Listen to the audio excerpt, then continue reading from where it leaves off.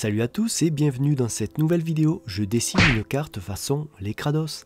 J'ai en effet lancé un sondage il y a 15 jours et c'est le prénom Yanis qui a remporté le plus de voix. Donc comme promis, à moi de faire de ce prénom une illustration dans le style des Krados. Les Krados, qu'est-ce que c'est? Eh bien c'est une série de cartes à collectionner et à coller dans un album. Il y aura eu 3 albums au total, le premier étant sorti en 1989. Il s'intitulait La Bande des Krados, avec pour représentation en couverture Mathieu le Dégueu. Les images montrent des personnages enfantins aux apparences assez malaisantes et dégoûtantes. Les noms des personnages constituent des jeux de mots à connotation humoristique, mais avec un esprit bien propre à cette série de cartes. On retrouvera par exemple Mauvaise Hélène, Gustave la Bave, Riton Laveur, ou bien, pour me représenter, Lionel Poubelle. Ah, que de souvenirs avec ces fameuses cartes qu'on s'échangeait entre potes dans la cour de récré. Des cartes qui étaient, bien entendu, interdites aux parents. Mais bon, je ne vais pas vous raconter toute l'histoire. Si vous voulez en savoir plus, vous pourrez faire vos propres recherches sur le net. Mais maintenant, revenons au dessin du jour. Pour rester dans le même esprit assez farfelu et dégoûtant que représentent les Krados, j'ai décidé de faire une carte avec le jeu de mots Yanis, pas de vis. Dans un premier temps, j'ai réalisé un croquis pour mettre en image mes propos. J'ai voulu représenter un personnage enfantin pour rester dans le thème, coincé à l'intérieur d'un écrou et maintenu par les grandes mains d'un géant.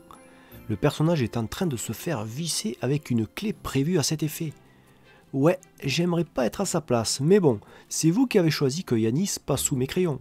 Alors voilà. Pour le croquis, je n'ai pas forcément besoin d'avoir un trait propre, car de toute façon, à la fin, on ne le verra plus.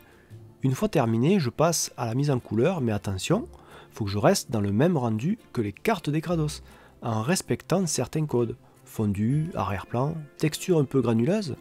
De toute façon, c'est comme ça que je bosse d'habitude, donc ça devrait le faire. Comme vous pouvez le voir, je commence à mettre des aplats de couleurs pour chaque élément. Main, personnage et écrou avec la clé. Cela va m'aider à les travailler indépendamment, sans avoir peur de déborder. Ensuite vient le moment de mettre en volume chaque élément. Je vais donc dans un premier temps placer ma lumière et déterminer d'où elle vient. Dans le cas présent, elle vient de droite avec un rebond à gauche de l'image, pour me permettre de bien mettre en valeur mes éléments. Une fois que tout est décidé, je commence par les volumes du personnage. Je peins en premier les ombres et mets en place par la suite les lumières. Je fais attention aux couleurs que je choisis, mais de toute façon, pas de panique, car si je fais une erreur, je peux modifier à tout moment en repeignant par-dessus.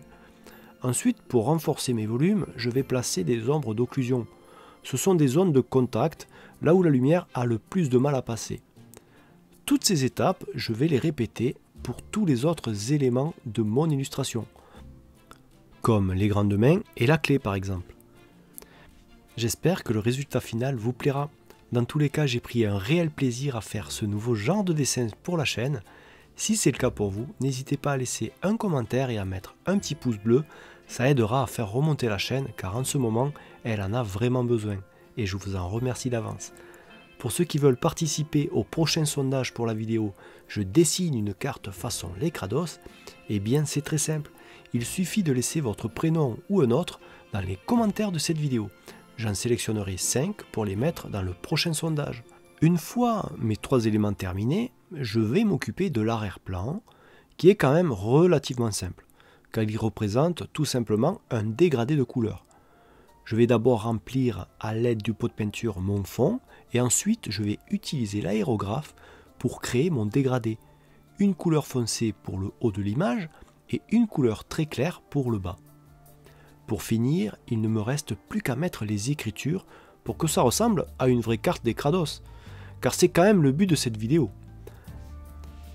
Alors je vous évite la réalisation des textes et panneaux d'affichage, car rien de bien passionnant. Je vais ensuite ajouter un petit grain sur mon illustration pour donner ce petit côté granuleux qu'on retrouve sur ces fameuses cartes. Bon, je vous laisse découvrir le résultat final de cette illustration. En attendant, je vous dis à la prochaine et que le dessin soit avec vous. Allez, bye!